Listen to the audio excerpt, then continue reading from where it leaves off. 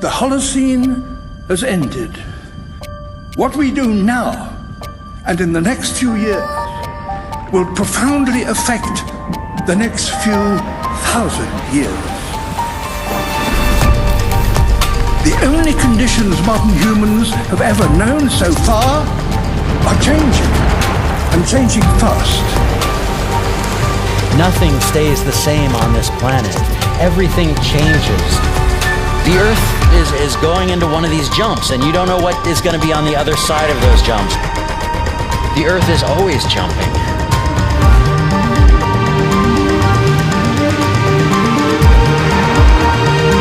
Things move on this planet. Things are not still. Everything is turning.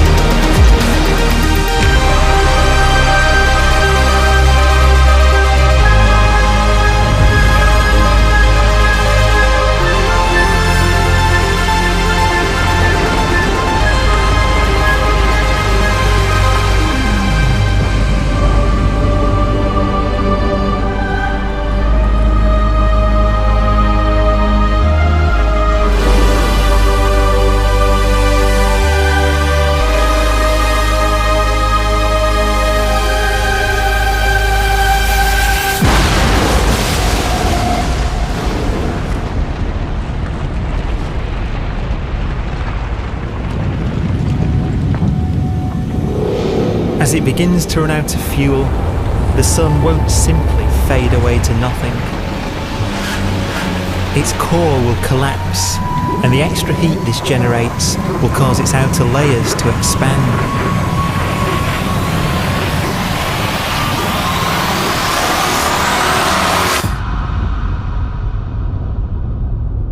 The sun is now dead.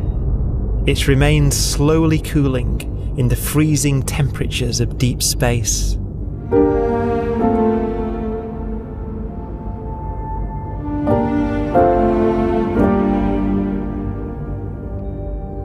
The fate of the sun is the same as for all stars.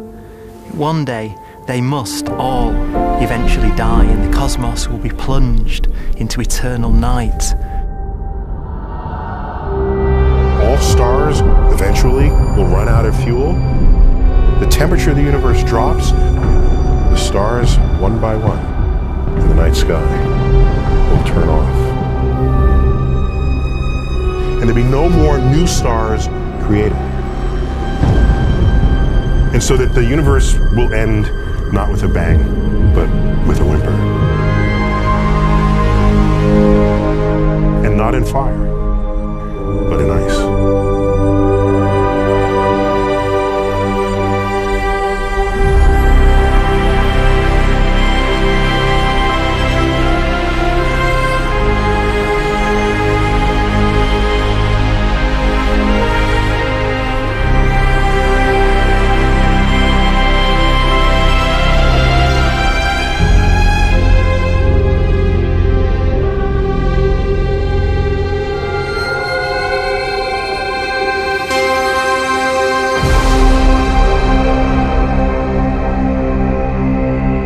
With no fuel left to burn, a white dwarf's faint glow comes from the last residual heat from its extinguished furnace.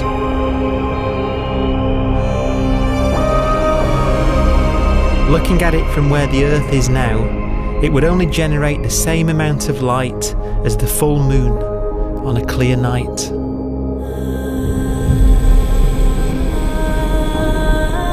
The faint glow of white dwarfs will provide the only illumination in a dark and empty void littered with dead stars and black holes.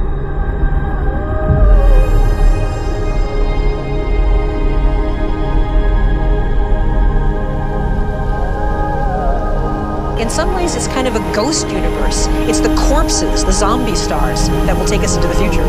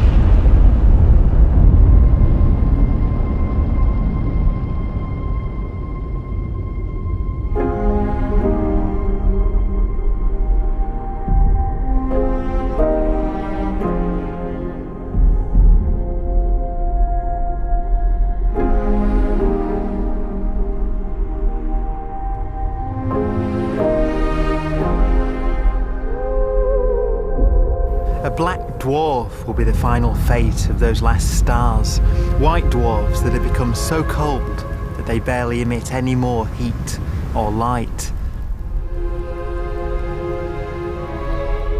Black dwarfs are dark, dense, decaying balls of degenerate matter, little more than the ashes of stars.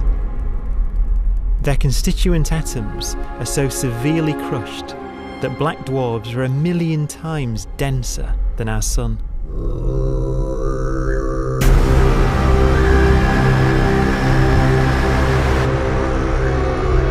Stars take so long to reach this point, we believe there are currently no black dwarfs in the universe.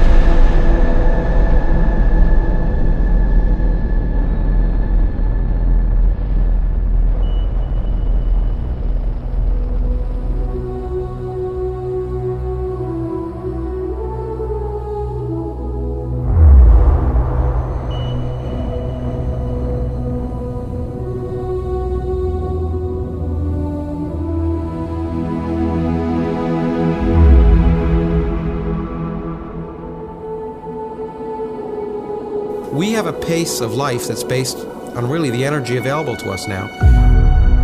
You could imagine living conscious systems which have a very different pace and therefore can extend out at least a lot farther than you'd imagine otherwise. You could have a living system where if it had a thought every 10 trillion years, that would seem normal. Even if our life dies out, one could imagine at some time arbitrarily far in the future, a fluctuation occurs which allows intelligent life to exist again for a little while. So you might have islands in time of intelligence.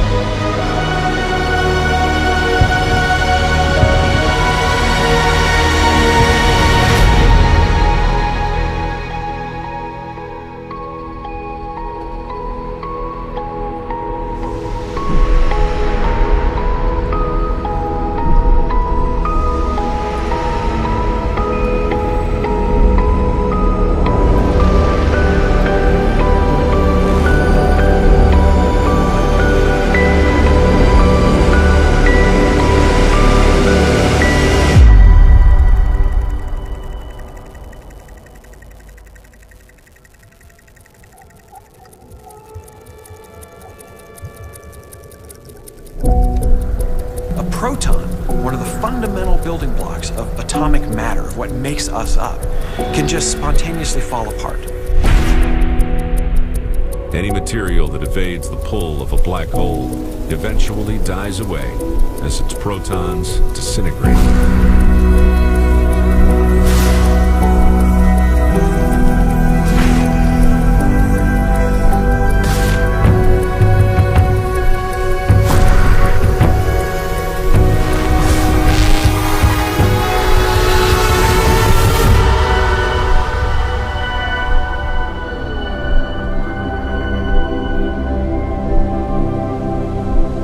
The matter inside black dwarfs, the last matter in the universe, will eventually evaporate away and be carried off into the void as radiation, leaving absolutely nothing behind.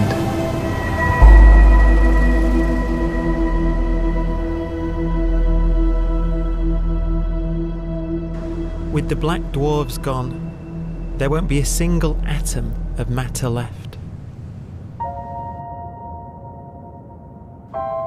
All that will remain of our once rich cosmos will be particles of light and black holes.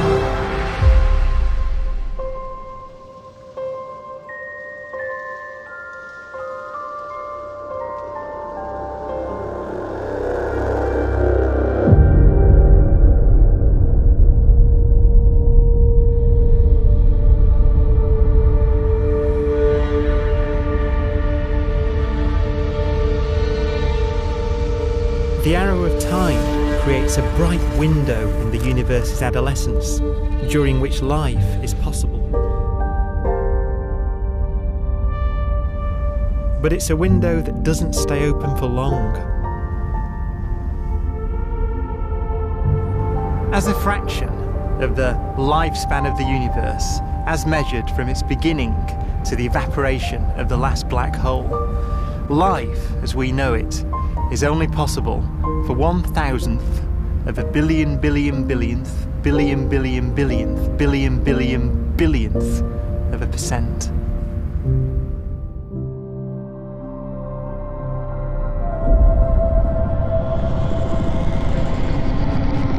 Black holes become the fundamental building block of the universe.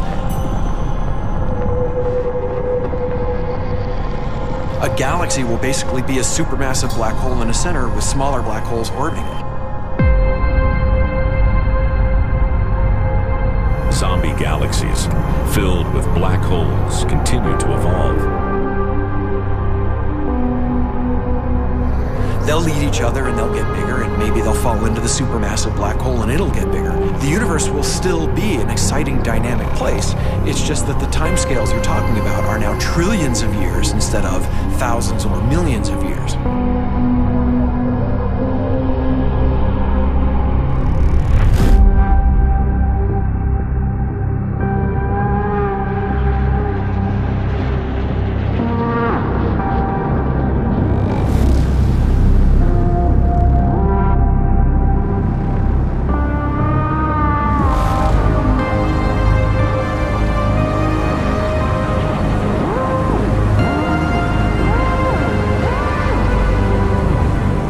Black holes can bang on space-time like mallets on a drum.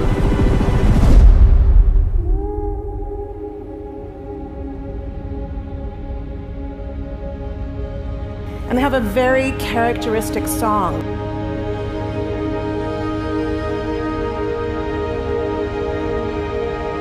Imagine two black holes that have lived a long life together. At the end of their lives, they're going around each other, crossing thousands of kilometers in a fraction of a second.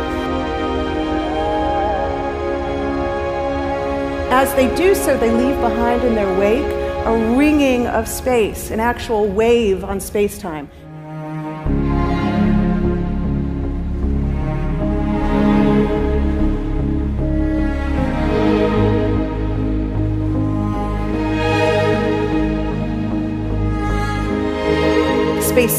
squeezes and stretches as it emanates out from these black holes banging on the universe. Those are the gravitational waves. They are literally the sounds of space ringing. And they will travel out from these black holes at the speed of light as they ring down and coalesce to one spinning, quiet black hole.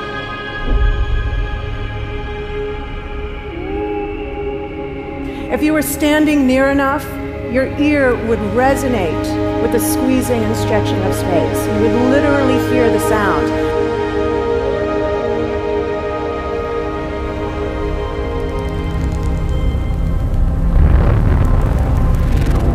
Imagine a lighter black hole falling into a very heavy black hole. The sound you're hearing is a light black hole banging on space each time it gets close.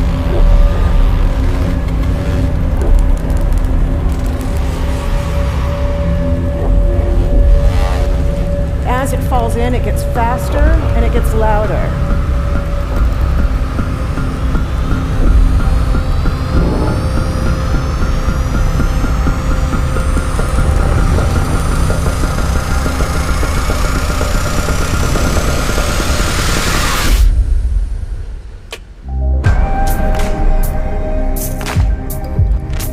Scientists used to think black holes were immortal, but even these will one day die.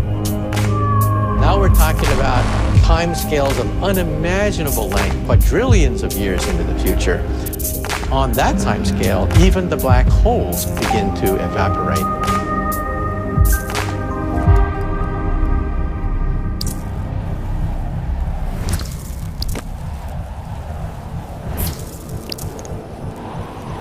According to quantum mechanics, space is filled with virtual particles, antiparticles, that are constantly materializing in pairs, separating, coming together again, and annihilating each other.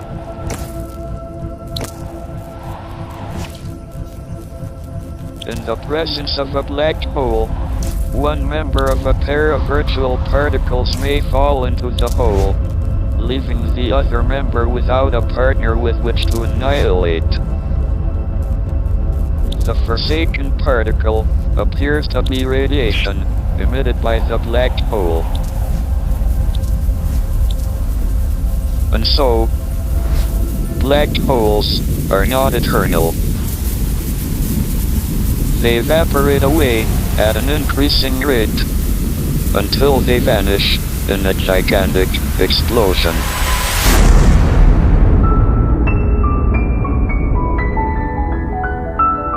Quantum mechanics has allowed particles and radiation to escape from the ultimate prison, a black hole.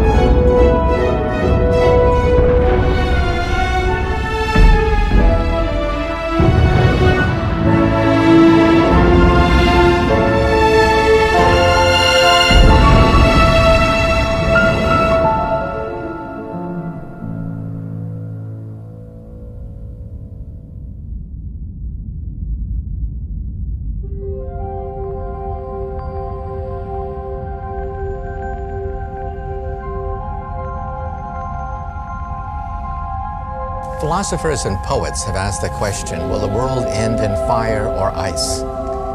We can now give an answer. The latest evidence shows that the universe is not slowing down, but it's speeding up out of control. And the universe, we think, will die in ice. Trillions upon trillions of years from now. Empty space itself has energy. In every little cubic centimeter of space, whether or not there's stuff whether or not there's particles, matter, radiation, or whatever, there is still energy even into space itself. And this energy, according to Einstein, exerts a push on the universe. What is the weird stuff that's accelerating the universe? We call it dark energy. And this stuff is the dominant stuff of the universe. Almost 3/4 of the matter-energy content of the universe is this dark energy. And we don't know what it is. Dark energy, unlike matter or radiation, does not dilute away as the universe expands. This has crucial implications for what the universe is going to do in the future. So what will be the future of the universe? Well, if the dark energy remains dominant and repulsive, the universe will expand forever.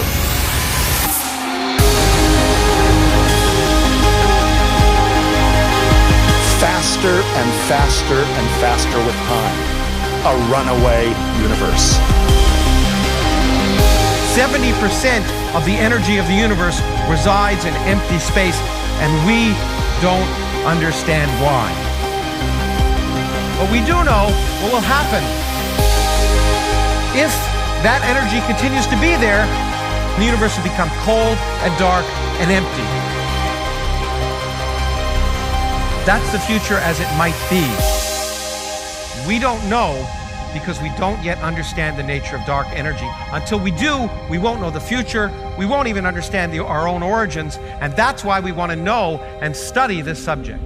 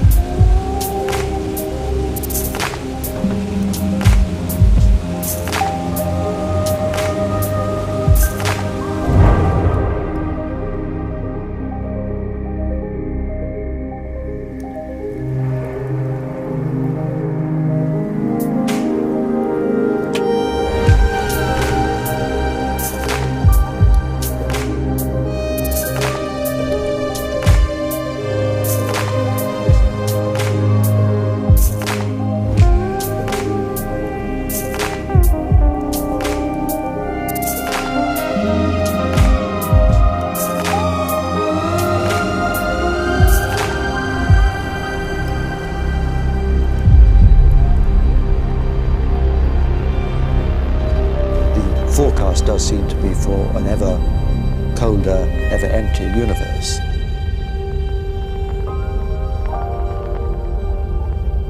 But then, of course, we have to ask, could that end lead to a new beginning? And there are ideas whereby what actually is the end of our universe could in some sense be linked to the beginning of a new one.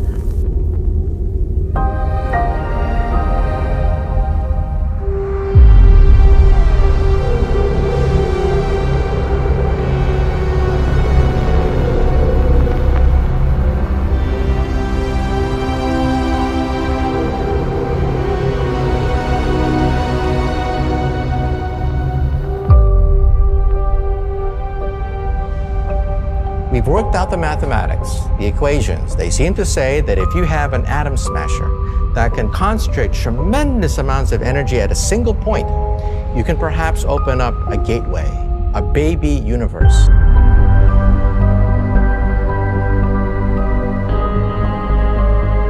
Facing the death of everything there is, this perhaps is their only possibility of escape. And this also raises a very intriguing possibility, sheer speculation of course, that perhaps any universe that has intelligent life in it will create baby universes, will create lifeboats, and proliferate child universes. So an evolution may take among universes in the multiverse. Survival of the fittest may take place. So those universes which do not have intelligent life are infertile. They have no children. But those universes that have mild temperatures, stars like us, would create civilizations that could open up child universes, and they would then proliferate.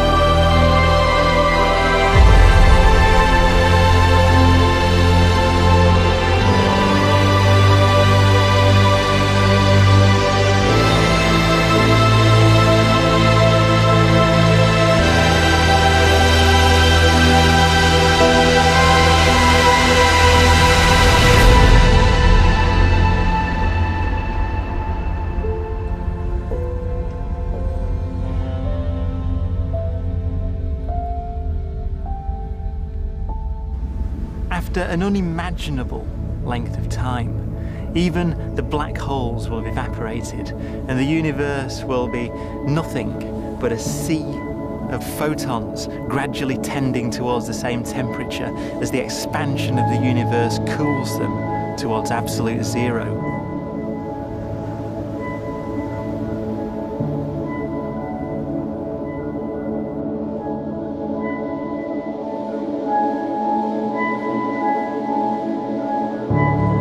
Once the very last remnants of the very last stars have finally decayed away to nothing, and everything reaches the same temperature, the story of the universe finally comes to an end.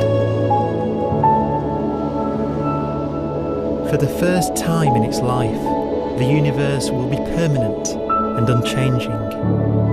Entropy finally stops increasing because the cosmos cannot get any more disordered. Nothing happens, and it keeps not happening forever.